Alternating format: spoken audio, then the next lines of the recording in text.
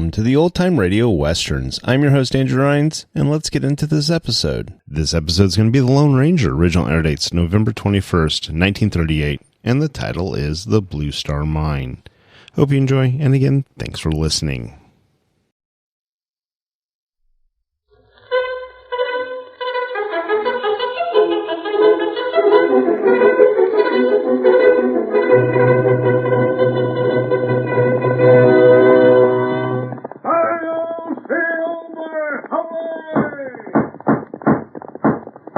A fiery horse with the speed of light, a cloud of dust, and a hearty Hi-Yo Silver, the Lone Ranger.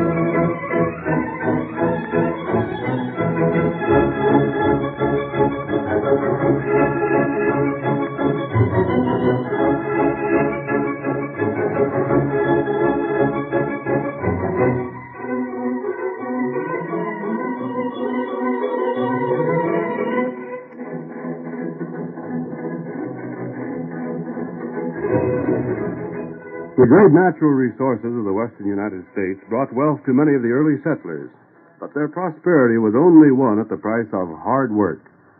There were other men who came to the early West who found the price too high. Outlaws and confidence men swarmed to the new territory, but in the masked rider of the plains they found an enemy who would give them no quarter. Astride his great horse Silver, he fought crime and criminals through the length and breadth of 7 states, and it was he, more than any other man, who brought law and order to the lawless frontier. Now return with us to those thrilling days of yesteryear, when adventure lay at the end of every trail. The Lone Ranger rides again. Come on, Silver! We're heading for the gold country! Someone's waiting on the trail ahead! Hi-yo, Silver! Away!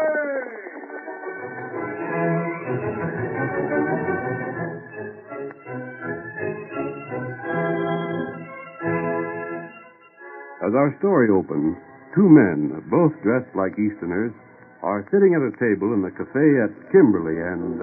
I tell you, Ransom, we should call on Mr. Faber tonight. This late?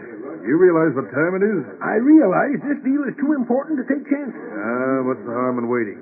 Get Faber out of bed now to talk business, he'd probably be so mad you'd spoil everything. There's $50,000 at stake. It won't run away, Bennett. No?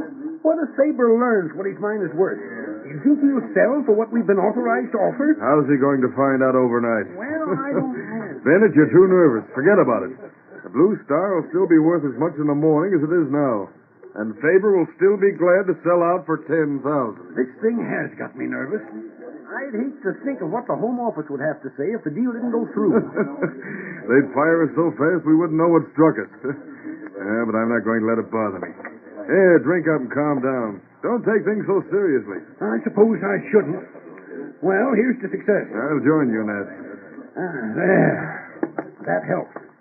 Ransom, just how did the company get on with this thing? Old Charlie Phelps tipped them off. The mining engineers? The best man to locate ore I ever heard of. The company sent him out this way to look over some of these abandoned mines in the quiet. He located several properties worth looking into. But he said the Blue Star is the best of the lot, and an absolutely sure thing. And Faber thinks it's played out. He hasn't an idea it's worth a penny. When Charlie investigated, he didn't bother with the main shaft at all. That old fellow's got an eye like an eagle and a brain to go with it. From the lay of the land, he saw where the vein might have cut off at right angles. How would he know that? Oh, something about rock formations and such. Stuff too deep for me. Anyhow, he took his pick and some blasting powder, went into a tunnel that had been started from the side of the hill before the main shaft was open. And there's where he found the gold. More than there was in the vein Faber thought had played out. But if Faber is investigated for himself... It isn't likely. They say he hasn't been near that property for months. And Charlie was slick enough to cover up anything that'd show he'd been there. I don't know, Ransom. I've got a queer feeling about this thing, as though it isn't safe waiting. That again? But if you'll promise me, we'll call on Faber first thing in the morning. I give you my word. We'll be sitting on the porch when he gets up. Now, forget about it. Have another drink. Bartender, 2 more of the same at this table. Golly, $10,000. And for the old Blue Star. Hey, barkeep, hold on a second. Want something, Hank? You bet I want something. And by the eternal, I'm going to get it. Huh? What are you talking about? Never mind, barkeep. That's a secret. Here's for the drinks I had. Maybe I'll be in tomorrow and tell you about it. Hank, this is a double eagle you give me. Hey, wait for your change. Keep it for yourself, barkeep. It won't be long till I'll be having plenty more of them. What do you want? Good night. Too late to call on Faber, is it? Well, when morning comes, maybe some slick Easterners will find out what too late really is. Now, stand still there. Fella, you're carrying me to Carl Faber's place as fast as them spavined legs of yours will get us there. Now get along with you. Get up. Get up there.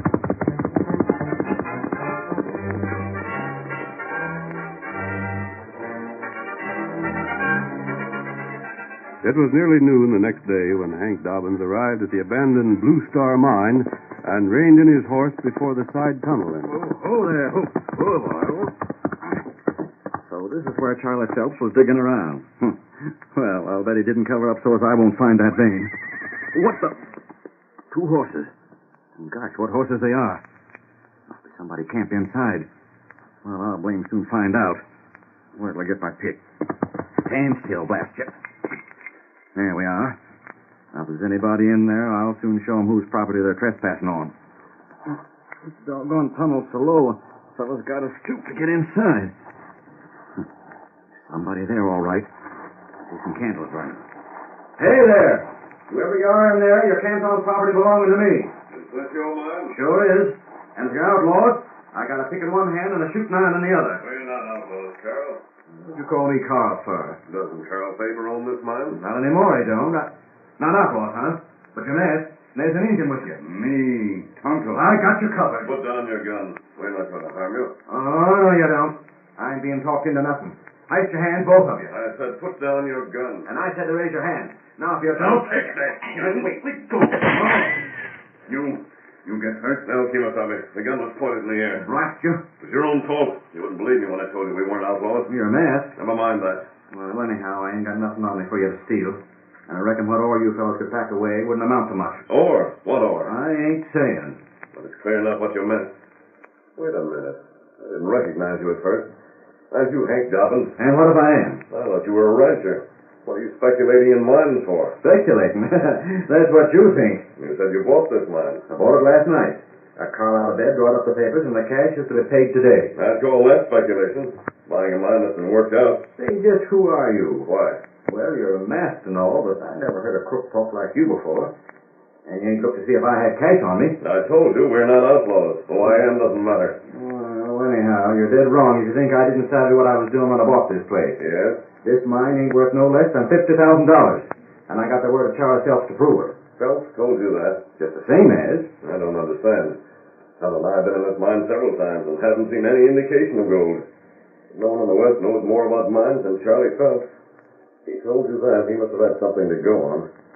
When did you see him? Well, I didn't see him exactly. No? But I got it from some fellas that knew about the report he made on the mine. Here, give me that pick. Well, what are you I'm doing? going to show you something. This is the end of the shaft right here. If anyone had found more gold here, there would have to be some sign that they'd been looking for it. Well, look again. Except for the marks I just made, this shaft hasn't been touched for months. Everything shows signs of weathering. But they said Charlie blasted and covered it up. You can see for yourself that isn't possible. I was in the main shaft this morning. You can take my word for it. There's nothing there either. But they said Who that... told you about Charlie's report? Well, they didn't tell me exactly. No? I sort of overheard them. You overheard 2 men talking about this mine, and they said Charlie Phelps claimed it was worth $50,000? Oh, that's about the size of it. What did those men look like? Well, they was Easterners. One was kind of tall with a mustache and a hooked nose, and the other was tall, too, but real heavy, and he... Hank, you've fallen for one of the oldest confidence games there is. Huh? Those men were Slick Allen and Tin Horn Taylor. They've tried this game all over the West. They served prison sentences twice for it already. But they call themselves Ransom and Bennett. Assume names. How much did you pay for this mine? $3,000 was the price agreed on, but I ain't paid it over yet. And if what you told me is true, then I ain't gonna. Faber, of course, was working with them.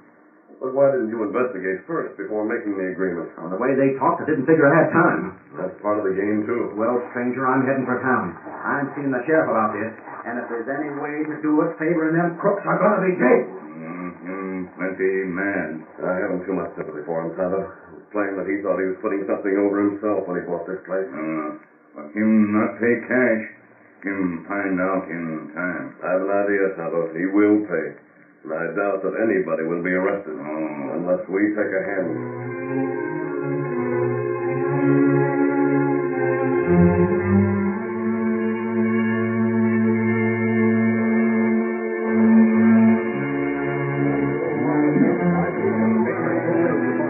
Sure of what you told me, Hank? That's just what happened, Sheriff. Everybody knows Carl ain't to be trusted. This ain't the first time he's tried to sell that worthless mine of his'n. Carl's been mixed up in a lot of funny deals. The sheriff get the truth out of him. You bet I will. Here we are. You inside, Carl? Just a second. Howdy, Sheriff. Hey, what's all the crowd for? You back too, Hank? And back for a showdown. Huh? We'll talk this over inside. Here, Sheriff. I'd like to know what this is all about. Hank's got a complaint to make. It's a mighty serious one, too. Yeah? You sold me that Blue Star mine of yours. Leastways, you tried to sell it to me. Tried to. I did. I got the papers here to prove it. Gosh, he admits it. Does he think he can get away with a stunt like this? He's got more gumption than I give him credit for. You're admitting you sold Hank the mine? For $3,000. And Hank's to pay it today. Then I guess there's nothing left to do but jail you. Jail me? What for? For swindling, that's what. You're loco. You just admitted it. You did. I admitted I sold Hank the mine. I never admitted I cheated him. It's one and the same thing. Doggone it, Sheriff. Ain't there no justice to be had in this town? You can't jail me without giving a reason. Hank says there was a couple of strangers in town last night that pretended to be Easterners. What about them? Now, don't pretend they wasn't in town, Carl, because I was tending bar in the cafe when they was there and seen them myself. And right after Hank left, they rode away. Why would I say they wasn't in town when I don't even savvy what you're talking about? They was your friends. It was them that tricked me into thinking your mind was worth something. Hank, why don't you confess you haven't told the half of it? When you came here last night, I told you right out you was a fool to buy the Blue Star. You said that to Hank? I did, but he wouldn't listen. I thought it was mighty funny him rousing me out of bed the way to buy a worthless mine. I didn't want to be bothered, but he wouldn't pay no attention. I named $3,000 as the price just to get rid of him. When he took me up on it, I was the most surprised man in the county. Well, if what you say is so... It is so. Ask Steve there, Leif. Hank was so all-fired anxious to get my mine, he made them come over and witness the deal we made. Fellas, is Carl telling the truth? That's the way it was, Sheriff. What you got to say, Hank? All I gotta say is Carl tricked me, even if I can't prove it. Just hold on. Seems to me, Hank, you was the one that was trying to do the swindling, coming here trying to take advantage of my ignorance. You never told me that you thought the Blue Star was worth so blame much. Well, Hank, you've just wasted my time. But gosh, Sheriff... Come on, let's get back to cafe. Not so fast. Huh? I aim to know if Hank's going to keep his bargain with me. Pay you that cash. I'll be a ringtail snorting maverick if I will. Pay you $3,000 for nothing after you tricking me?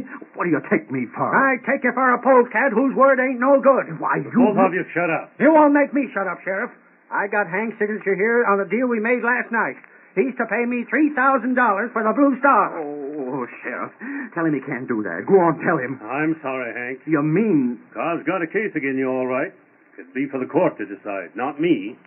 But it might go hard for you. I get tricked. I get cheated out of $3,000 hard cash. And then, on top of that, I can be sued for being tricked. If that's justice, then I'm a sheep herder. Dog blast me. Are you going to pay or aren't you? I guess I'll have to. But, Carl, you'll get yours yet. You just wait and see. You'll get yours, and you'll get a plenty.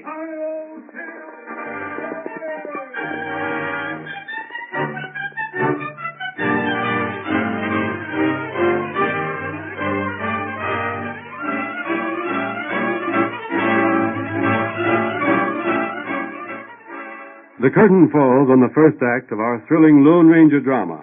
Before the next exciting scenes, please permit us to pause for just a few moments.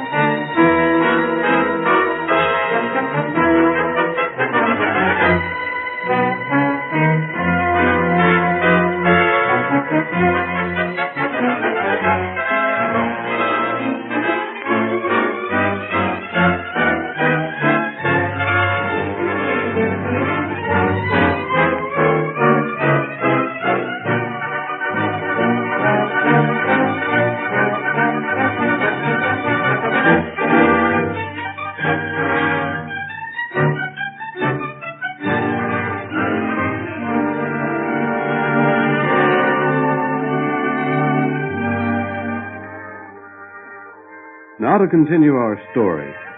Hank Dobbins was forced to pay the money his bargain called for, in spite of the fact that he knew he had been swindled. Our next scene opens just outside town, where the masked man and Tonto have halted their horses under cover of a grove of trees. It went just as I thought it would, Tonto. Hank wanted to get rich quick. Like many others, he was so greedy for a big profit, he risked his money and then investigated. Tonto, no other feller do that. Hank's not the only one by any means. And it's not going to be easy for Hank to get his money back. That'd be plenty hard. Slick Allen and Tin Horn Taylor, of course, are a long way from here by now. And nobody knows where they went. And without them, Carl's trickery can't be proved. But you got plan. I have, Tonto. But you'll have to get that information I spoke about first. Tonto, get it. And you'd better return to town right away. I'll go back to the mine and move our things to a safer place. We'll make camp near the marsh. There's plenty of cover there. You'll be able to find me by reading my trail. And I'll wait in camp until you've learned what I want to know. Tonto, maybe come back soon. Maybe long time. But you wait. Right. Now get going, Tonto. Get him up, Scout. Come on, Silver.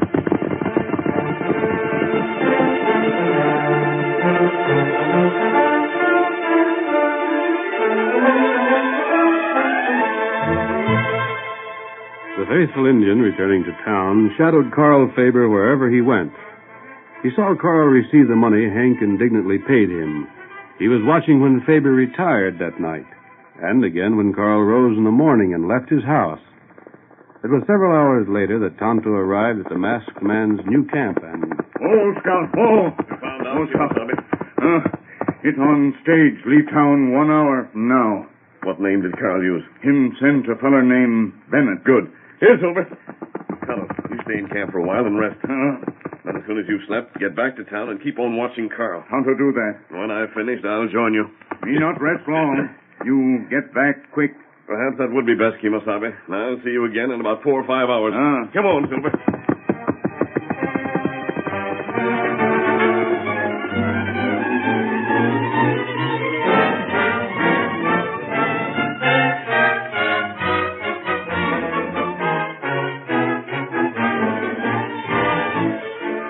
The stage leaving Kimberly for Westwood was pounding and jolting over the trail when suddenly the guard grasped the arm of the driver and pointed across the plain, saying, Milt, look over yonder.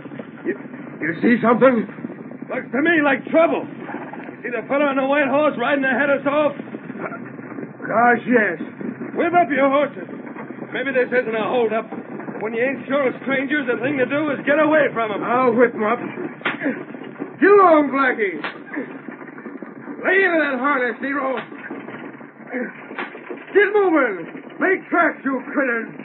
By heavens, Milt, it is trouble. Yeah? That hombre's mad. We're not going to pull away from him neither. Milt, just look at that white horse stretch out. He don't hardly bother to touch the ground. They'll meet us, all right. Get your rifle ready. I've got it. Get up. Blast it, get going. Gosh, we might just as well be tied up to a hitch rack for all the good this is doing us. I ain't worried as long as there's just one of him. Stop that stage! What's he yelling? He said to stop the stage. Yeah, like fun we will.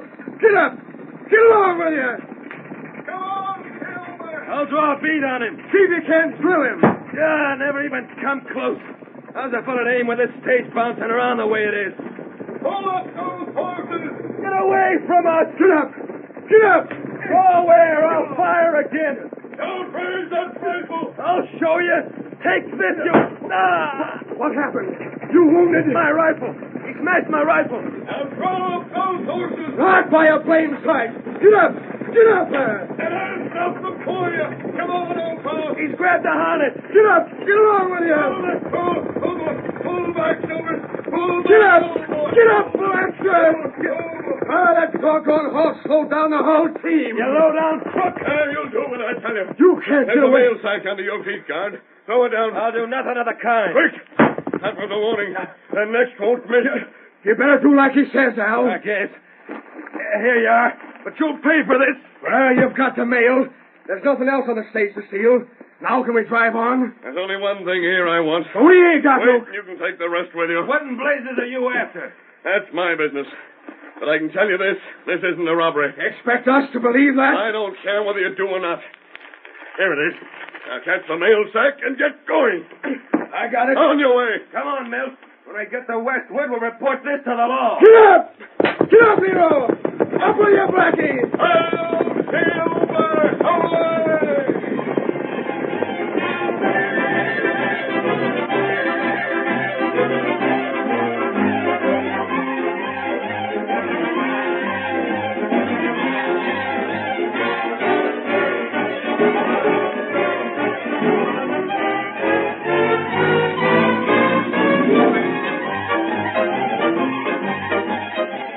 With the package in his possession, the Lone Ranger raced back to town.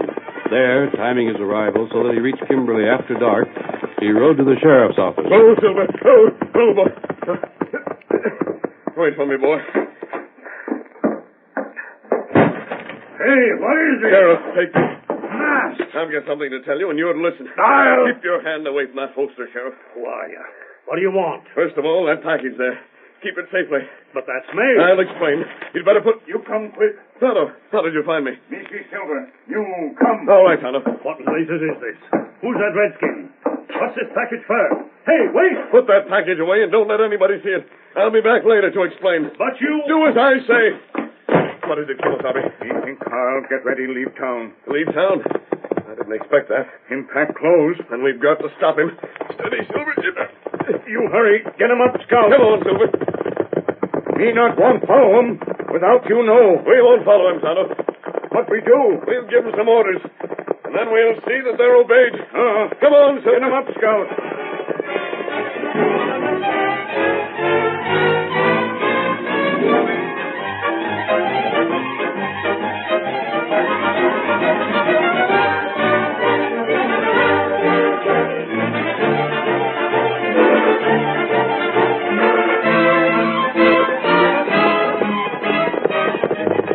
Come on, Tonto. There's his horse in front of his house. Him put saddle on horse. I wonder where he expected to go.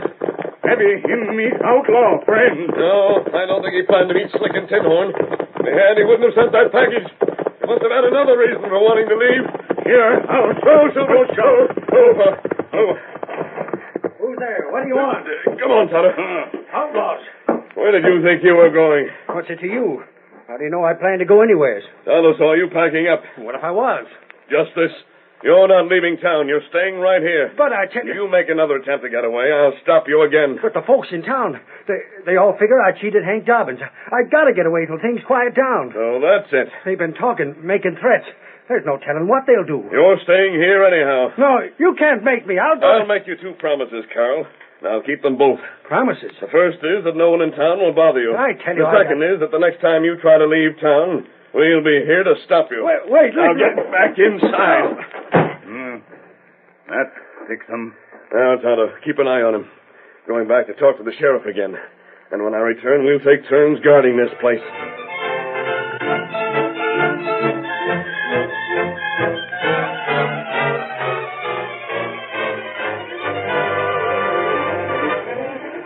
More than a week went by, and a dozen times Carl Faber tried to escape. But each time he discovered that either the masked man or Tonto was on hand to prevent it. We see him now on the evening of the 10th day as he peers through the window that looks out on the street. Too dark to see him, even if they was around, blast him. It's enough to drive a fellow loco. Never knows where they are, what they're up to. If I could just get a clean shot at one of them and... What's that? Oh, the back door. If it's the redskin or the masked man, I'll show him. Gun. There. Just one shot. Who's there? Open up. Take the redskin's voice or the masked hombres. Who are you and what are you... Oh, you double-crossed skunk. Slick. And here's Tinhorn. I'll take that gun. You are looking for us, huh? Waiting to drill us, is that it? What's the matter? What are you fellas doing here? As though you don't know. Hold out our share of the cash you got and then pretend you don't savvy why we come back. That's not so. We've been waiting over a week for that cash you promised to send. And not a sign of it. You figured we'd be scared to come back here to claim it, didn't you? Well, this should prove different. I sent you the cash. Honest, I did. I sent it the next day. It went out by stage. Save your lying for someone that'll believe you. But you gotta believe me. Even meet us with a gun in your hand. I can't figure this out. You don't need to. All you've got to do is hand over that cash. And this time we'll take all of it. Wait, You heard us. The cash, quick. Where'd you got it hid? Please, wait, listen. There's something wrong about this. I suppose now you'll say that Hank didn't fall for our scheme. You think we didn't hear about him buying your mine for $3,000? The news got around all right. Hank fell for it. Sure he did. I ain't claiming he didn't. I already told you I sent the cash. It must have slipped your mind. There's only the $1,000 here I kept for myself. I can show you. Here, it's in my desk. Hey, What's the matter? That window. There's someone outside. What? The masked fella. What masked fella? The fella that... Not just the masked man, you crooks. The law's here, too. Come on in, fella. Hey, you did this, Carl. Carl's not to blame. You trapped yourself. What? Slick. Carl sent you the money, all right. But the masked man got it back and give it to me. There, I told you. We knew you'd be coming back to find out why you hadn't got your share. And you crooks not only come back, but you said enough in our hearing to send you to jail for a good long time. Slick, run for it. Take one step and you'll stop lead. And I'm just itching to pull this trigger finger. They got us. But you fellas ain't got nothing on me. I can't help what they done. I just... You're in just as bad as anybody else, Carl.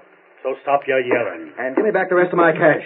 I got the $2,000 the masked fella gave the sheriff, and now I aim to have the $1,000 you got. It's in that desk. It better be. I heard Carl say it was when I was listening outside.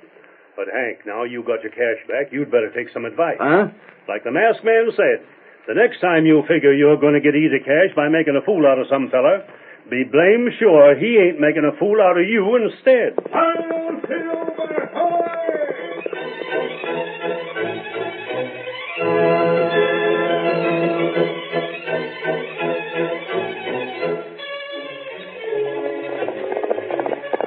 Come on, Silver, old fellow. There's a stage holding up near Ogden.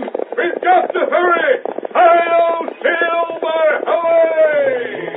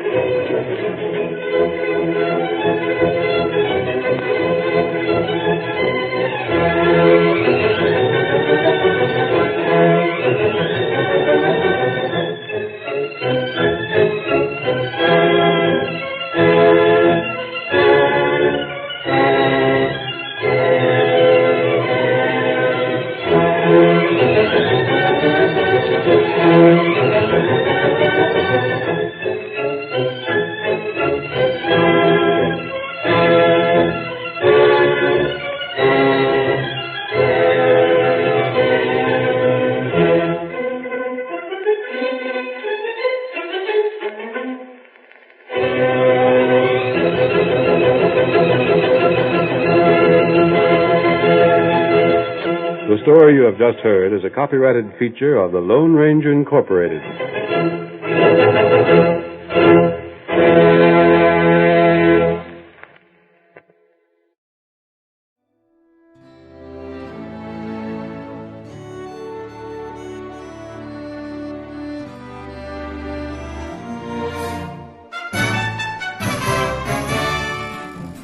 This has been a presentation of OTRWesterns.com, and we hope you enjoyed. Please take some time to like and rate our shows in your favorite podcast application. Follow us on Facebook by going to OTRWesterns.com/Facebook. Subscribe to our YouTube channel by going to OTRWesterns.com/YouTube. And send us an email, podcast@OTRWesterns.com. You can call and leave us a voicemail, 707-986-8739. This episode is copyright under the Attribution Non-Commercial Share Alike Copyright. For more information, go to OTRWesterns.com/copyright. Have a great day, and thanks for listening.